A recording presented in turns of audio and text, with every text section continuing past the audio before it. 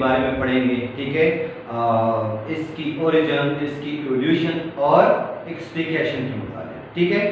تو to nation theory بظاہر تو بڑی آسان ہمیں دکھائی دیتی ہے اور اس میں اتنا کچھ مطلب اتنی پیچیدگی ہے بھی نہیں۔ بہرحال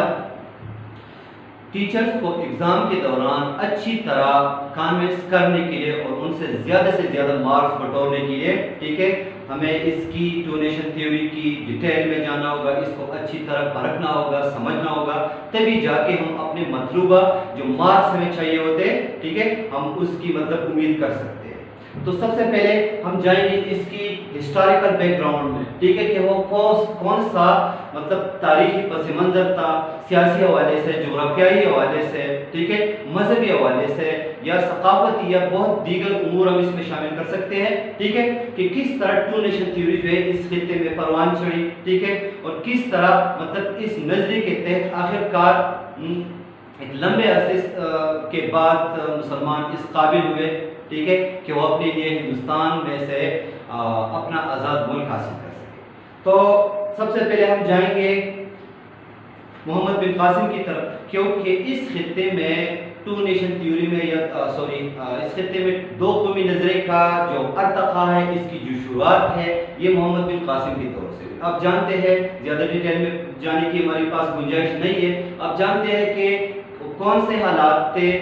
جن کے تحت محمد بن قاسم کو سندھ آنا پڑا، ٹھیک ہے، اور جب وہ سندھ آئے تو ان کا سامنا مطلب ایک دوسری قوم کے لوگوں کے ساتھ ہوا، جن کا مذہب الگ تھا، جن کا لباس، جن کی خوراک، جن کی سوچ، جن کی رسوم و رواج، جن کی ثقافت، جن کی بہت ساری چیزیں جو ہے یہ مسلمانوں سے مختلف تھی، ٹھیک ہے۔ تو محمد بن قاسم سندھ میں مطلب دو قومی نظریہ وہ لاشعوری طور پر اپنے ساتھ لائے تھے۔ قائد اعظم کے الفاظ میں دو قومی نظریے کی تعریف یوں کی جا سکتی ہے جس طرح انہوں نے کہا تھا کہ ہندوستان میں دو قومی نظریے کی بنیاد اس وقت پڑی تھی جب یہاں آنے والا، ٹھیک ہے، مطلب یہاں پہ پہلا شخص جو ہے یہ مسلمان ہوا تھا۔ تو محمد بن قاسم سے پہلے تو یہاں پہ بہرحال اسلامی کوئی تاریخ ہمیں نہیں ملتی، اس وجہ سے ہم کہہ سکتے ہیں کہ محمد بن قاسم اس خطے میں ٹو نیشن تھیوری کو مطلب بول رہے تھے۔ اس کے بعد دیگر جو فاتحین ہیں آنے والے وقتوں میں، جن میں محمد بن قاسم کے بعد محمود غزنوی، ٹھیک ہے، شہاب الدین غوری، بابر یا فرید خان، جن کو عرف عام میں شہنشاہ سوری کہا جاتا ہے، ان کے بعد احمد شاہ ابدالی، ٹھیک ہے، اور اس کے بعد انگریز آئے اور مطلب ہماری تاریخ ایک دوسری جہت پر چل پڑی۔ بہرحال محمد بن قاسم کے بعد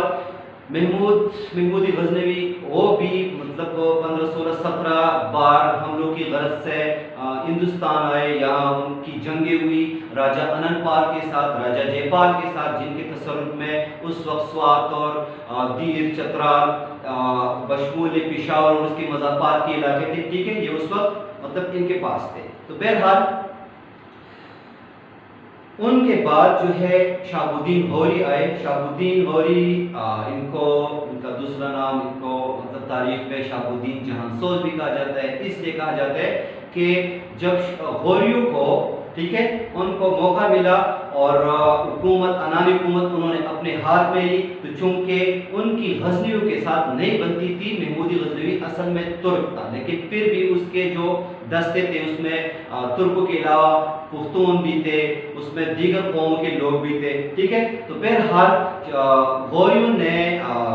اقتدار لے کے غزنی کا جو شہر ہے اس کو جلا ڈالا، اس وجہ سے تاریخ میں انہیں شہاب الدین غوری کے علاوہ شہاب الدین جہان سوز کے نام سے بھی جانا جاتا ہے۔ جہان سوز یعنی جہان کو جلانے والا، اور چونکہ اس وقت شہر تو بڑے تھے نہیں، ٹھیک ہے، غزنی کو مطلب یہ پورا جہان سمجھتے تھے۔ بہرحال جو بھی ہے، تو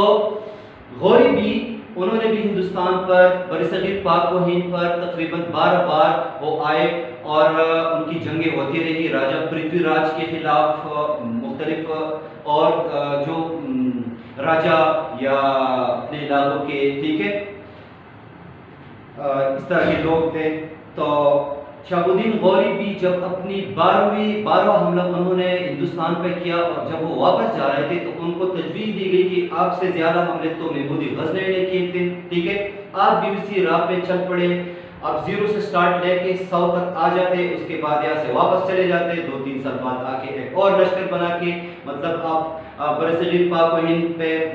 حملہ آور ہوتے ہیں، آپ کو پھر 0 سے سٹارٹ لینا پڑتی ہے، نئی فوج بنانی پڑتی ہے، نئے مطلب اخراجات فوج پہ آ جاتے ہیں، ٹھیک ہے، اور یہاں سے آپ جا کے مطلب دوبارہ تو یہ تو آواگون کا چکر ہوا، تو انہیں کانوینس کر دیا گیا اور ان کے ذہن میں یہ بات مطلب آ گئی کہ واقعی جو غلطیاں محمود غزنوی سے ہوئی ہے، ان کی غلطیاں یہ تھی کہ مطلب وہ 2-4-6 حملے کر کے وہ ہندوستان پہ اپنا اقتدار، اپنی سلطنت جو ہے یہ قائم کر سکتے تھے، لیکن ایسا انہوں نے نہیں کیا، یہ تجویز ان کے ذہن میں نہیں آئی۔ بہرحال وہ غلطی شہاب الدین غوری نے نہیں دہرائی اور ان کا جو 12واں آخری حملہ تھا، کیونکہ اس کے بعد انہیں 1206 عیسوی میں شہید کر دیا گیا، ٹھیک ہے، تو شہاب الدین غوری نے اپنا جو 12واں حملہ تھا انہوں نے جب ہندوستان پہ کیا، تو اس کے ساتھ ہی انہوں نے ہندوستان میں پہلی اسلامی سلطنت کی داغ ڈالی، اس کی بنیاد ڈالی، ٹھیک ہے، اس کا پورا کریڈٹ جو ہے شہاب الدین غوری کو جاتا ہے۔ اس کے بعد بابر 1526 میں انہوں نے ہندوستان پر حملہ کیا، اگرچہ اس کی بابر کی جو جنگ ہے یہ ابراہیم لودھی کے خلاف ہوئی تھی، لودھی بھی پختون تھے، اور یہ جو بابر کی فوج تھی اس میں بھی مغلوں کے علاوہ ہراول دستے جو ہے یہ پختونوں پر مشتمل تھے۔ بہرحال بابر کے بعد شیر شاہ سوری نے آ کے اقتدار چھینا ہمایوں سے، ہمایوں کو نکلنا پڑا، ٹھیک ہے، ایران کی طرف انہیں جانا پڑا، تو شیر شاہ سوری بھی انہوں نے بہت اصلاحات کی، اتنی ڈیٹیل میں جانے کی ضرورت نہیں، لیکن میں اس لیے جا رہا تھا کہ آپ دو قومی نظریے کو اچھی طرح سمجھ سکیں۔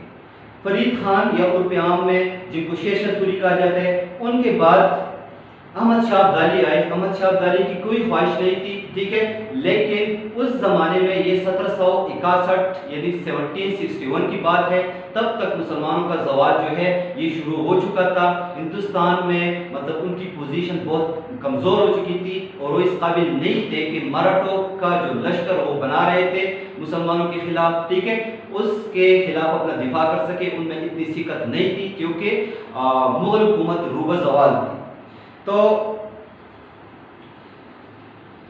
احمد شاہ ابدالی 1761 میں وہ پہنچے پانی پت کے میدان میں، اور یہ پانی پت کی تیسری جنگ تھی، کیونکہ اس سے پہلے بھی مختلف جنگیں ہوئی تھی پانی پت میں۔ پانی پت کی پہلی جنگ جو ہے یہ 1527 میں لڑی گئی، ایک طرف بابر کی فوج تھی، دوسری طرف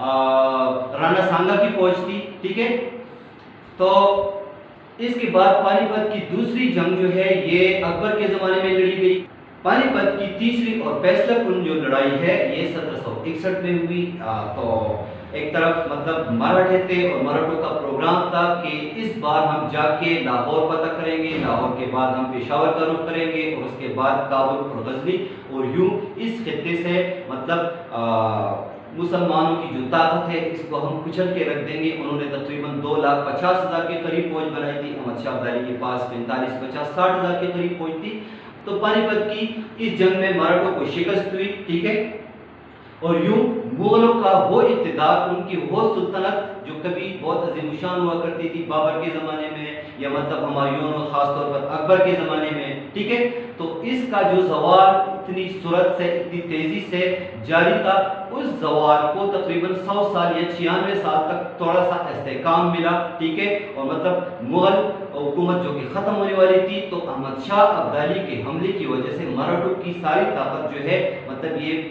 پارا پارا ہو گئی، ان میں اتنی ثقت نہیں رہی کہ جو ان کا پلان تھا لاہور پہ اور اس کے بعد پشاور اور کابل، غزنی، جلال آباد وغیرہ پہ، یہاں سے مطلب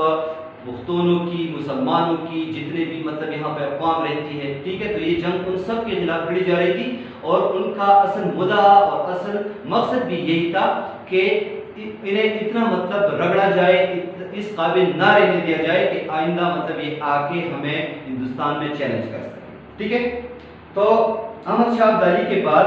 انگریز آئے، وہ کس طرح آئے یہ پچھلی کلاس میں ہم ڈسکس کر چکے ہیں۔ بہرحال انگریزوں کی آمد سے مسلمان جو ہے ان کا انحطاط، ان کا زوال جو ہے اس کو اور بھی مطلب تقویت ملی، کیونکہ مسلمان افراتفری کا شکار ہو چکے تھے تب تک، ٹھیک ہے، اور اس عالم میں جب ایک قوم پوری طرح مطلب شکست و ریح کا شکار ہو، ٹھیک ہے،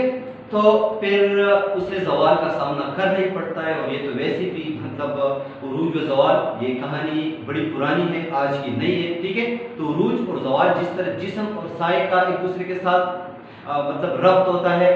اس طرح عروج اور زوال بھی یہ فطری طور پر دو کنیکٹڈ چیزیں ہیں ایک دوسرے۔ اب ہم آتے ہیں کتاب کے مطابق ٹو نیشن تھیوری کی طرف، اس کی ڈیٹیل کی طرف، ٹھیک ہے۔ تو اسٹوڈنٹس کی آسانی کی خاطر ہم ٹو نیشن تھیوری کو مختلف سٹیجز میں، مختلف ادوار میں تقسیم کر سکتے ہیں، ٹھیک ہے۔ پہلا دور یہ ہوا جب 712، ٹھیک ہے، 712 عیسوی میں محمد بن قاسم سندھ آئے تھے، اور یہ عرصہ جو کہ بہت لمبا عرصہ ہے، یہ آ کے مطلب 1857 تک یہاں پہ ختم ہوتا ہے۔ تو اس 1100 یا 1200 سال میں اس میں جن فاتحین کا، جن مطلب مسلم پرسنالٹیز کا تاریخ حوالے سے ہم نے ذکر کیا، یہ سارے تقریباً اس میں آتے ہیں، ٹھیک ہے۔ 1857 تک میں اس لیے لے رہا ہوں اس کو کیونکہ 1857 کے بعد، ٹھیک ہے، مسلمان زوال کا شکار ہو گئے، یا ہم کہہ سکتے ہیں، ٹھیک ہے، کہ زوال کے شکار ہونے کے بعد ان میں اتنی طاقت نہیں رہی، اتنا مطلب وہ ان کی صحت نہیں رہی، ٹھیک ہے، کہ مزید فتوحات جاری رکھ سکے اپنی، صحیح ہے۔ تو اس کا انڈائریکٹلی اس کا اثر ٹو نیشن تھیوری پر بھی پڑا، ٹھیک ہے۔ ٹو نیشن تھیوری کا دوسرا دور شروع ہوتا ہے 1867 سے لے کے 1947 تک، ٹھیک ہے۔ 90 سال پر محیط اس عرصے میں مسلمانوں کو جب مطلب ان کے ہاتھ سے ہندوستان یا برصغیر پاک و ہند کا اقتدار چھن گیا، اور مطلب ہر طرف سے وہ مایوسی کا شکار ہو گئے، ٹھیک ہے۔ انہیں کوئی منطق ان کو نہیں سوجھ رہی تھی کہ کیا کرے، تو بہرحال حاکم سے آ کے ان کی پوزیشن محکوم کی ہو گئی، وہ غلام بن گئے، ٹھیک ہے۔ تب تک تو جتنا بھی عرصہ انہوں نے مطلب ہندوستان میں رہے، تو اتنا عرصہ انہوں نے یہاں پہ حکومت کی، ٹھیک ہے، وہ حاکموں کے طور پہ رہے، اور اب جو کنٹرول ہے یہ چونکہ برٹش کے ہاتھوں میں چلا گیا، انگریزوں کے ہاتھوں میں چلا گیا، ٹھیک ہے۔ لیکن بہرحال 1867 میں یہ ہوا کہ اردو ہندری کنٹروورسی بنارس میں ہوئی، ٹھیک ہے۔ بنارس کی ہندو نے اٹھ کے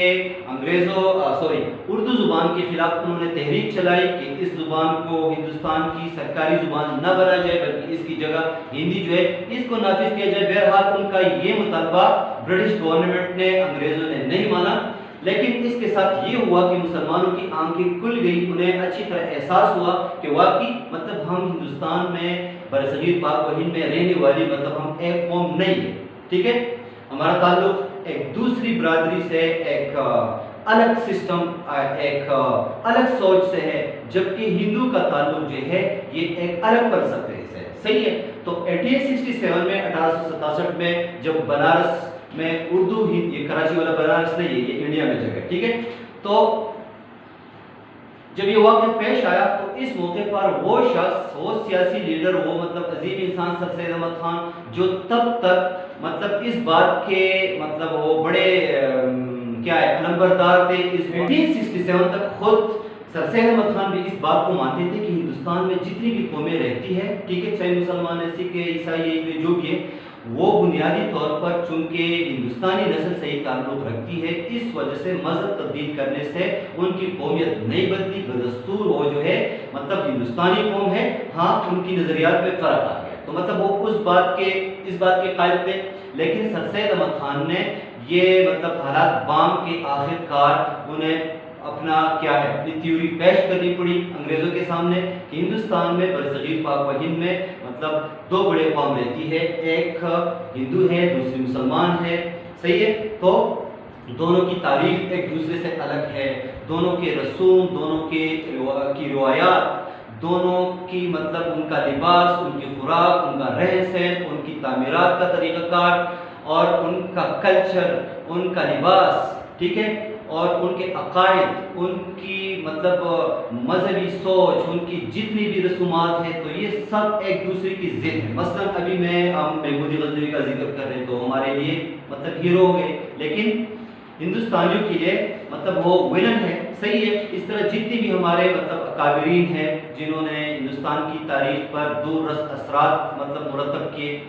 صحیح ہے، تو مطلب وہ سب اسی وجہ سے تو انڈیا والے اپنے میزائل یا تو پرتھوی کے نام پہ بنا رہے ہیں، ٹھیک ہے، وہ ایک راجا تھا، راجا پرتھوی راج، جو شہاب الدین غوری کے ہاتھوں مارا گیا تھا۔ یا مطلب وہ ایسے ناموں پر جو ان کے مذہبی ہیرو ہے، ٹھیک ہے، ان کے نام پہ رکھ رہے ہیں، اور ہمارے میزائل یا تو غوری کے نام پہ ہے یا تو مطلب غزنوی یا ابدالی یا ٹیپو وغیرہ وغیرہ. صحیح ہے، میرا خیال ہے ابھی آپ بات کو اچھی طرح سمجھ رہے ہوں گے. تو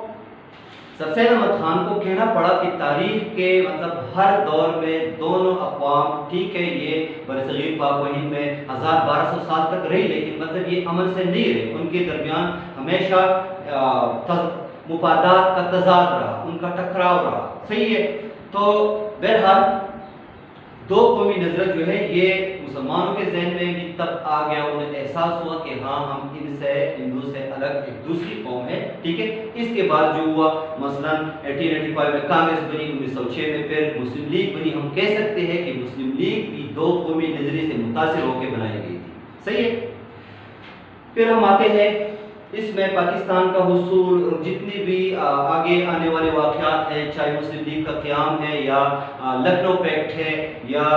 گاندھی جنا ٹاکس ہے. صحیح ہے. یا اس طرح کرپس مشن ہے، کیبنٹ مشن پلان ہے، 3 جون پلان ہے وغیرہ وغیرہ، یہ سارے ڈسکس ہوتے رہیں گے. لیکن اب ہم آتے ہیں 1971 میں. ٹھیک ہے. 1971 میں جب پاکستان مطلب تقسیم ہوا